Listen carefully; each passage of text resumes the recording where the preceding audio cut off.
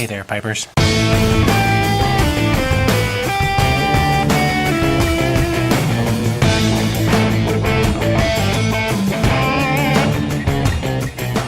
Still drinking. Coming at you today with the VR, just blasting them out today.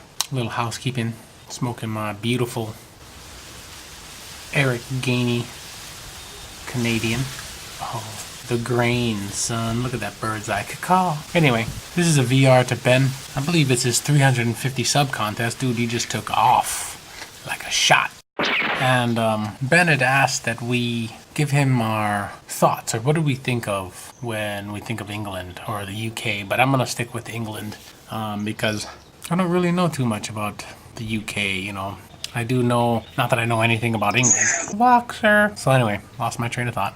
What do I know about England? Well, I do know that every Sunday you guys have tea with the Queen. Tea and biscuits, right? And that's another thing. Everything is a biscuit.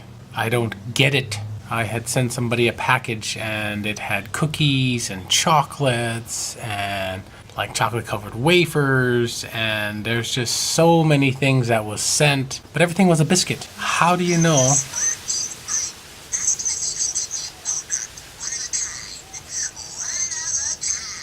How do you know when you ask somebody to pass you a biscuit, which fucking biscuit you're talking about? Like, I don't get it. I had sent like chocolate chip cookies and they're like, oh, pass the biscuits. And of course, you know, you would have to look and see what biscuit they're pointing at.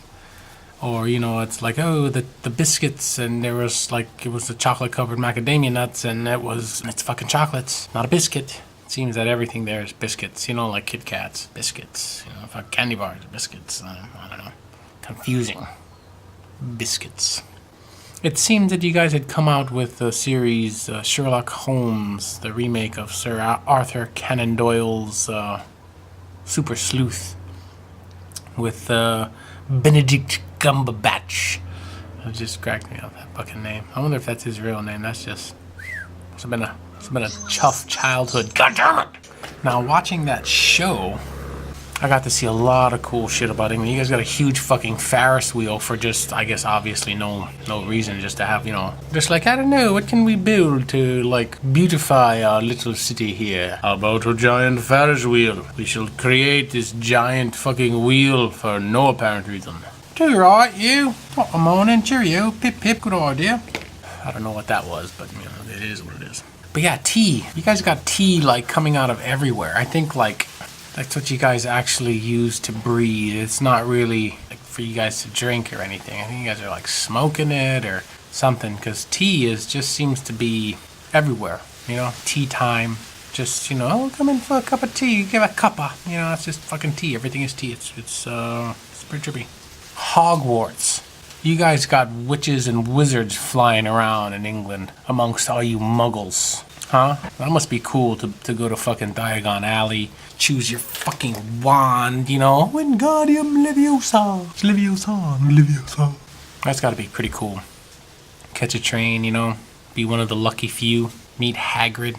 Big mobile. Oh, another thing about England. English people make excellent villains. Like, I swear, you know, you got these English guys playing these villains with that accent that just seems dark and mysterious.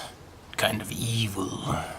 You know, if it was like Scottish or Australian, it just wouldn't be as entertaining. Or, you know, someone from the south, hey, golly, you know, it just wouldn't be as fucking scary. Although, too, I could see, you know, English people being like the heartthrobs, you know, fucking Robin Hoods, you know, because of the English accent, again, mysterious and maybe a little dark and alluring, you know, it's just something that's something pleasurable to listen to.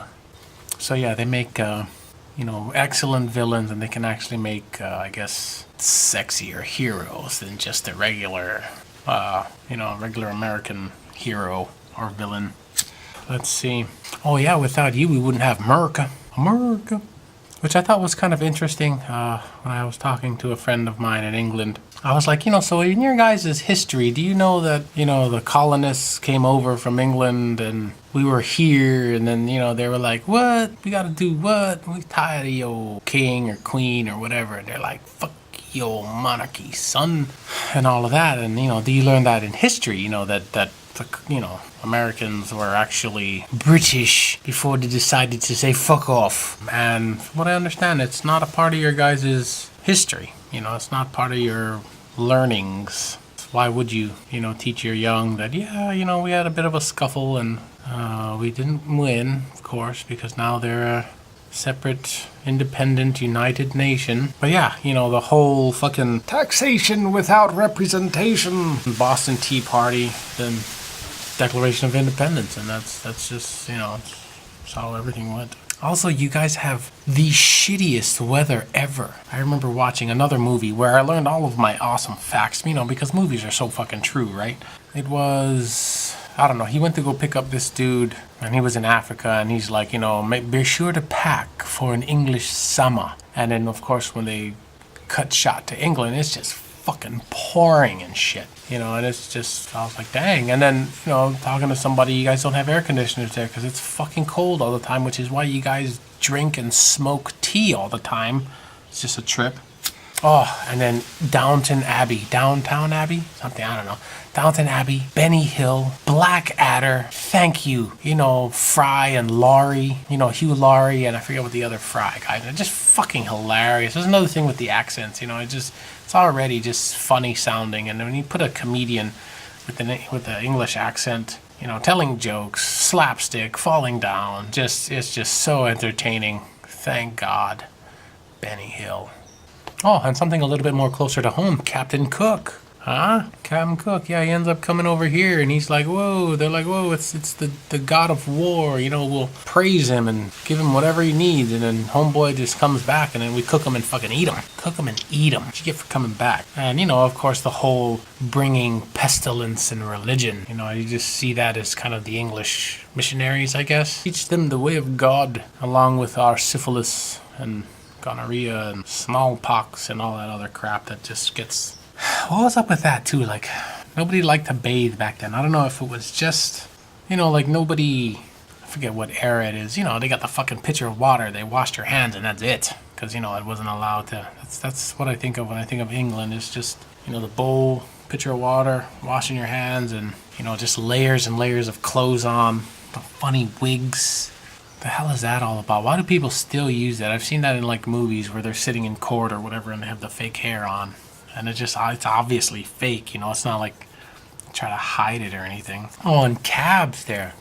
Your streets are so small that these cabs have to be built to make a certain turn radius, which is just fucking incredible. Of course, it's tiny, but it's also roomy inside the cab. And to be a cabbie, you gotta take this fucking crazy ass test because the streets there are so jacked up that, it's like you gotta be a fucking brain surgeon in order to be a cabbie. Meat pies and roast chicken with gravy. Sweeney Todd, oh my God. Never gonna get my hair cut in fucking England, that's for sure. Cutting people up and cooking them and shit. Meat pies. I'm all riled up thinking about England. Jeez. Thanks, Ben. It's having such a calm morning until you had to ask this question, and now I'm all fired up. I'm all fired up. Oh, my friend, thank you for the subs. Congrats on the contest. What a fucking idiot. Congratulations on the subs. Thank you for the contest. Stay smoky, my friend.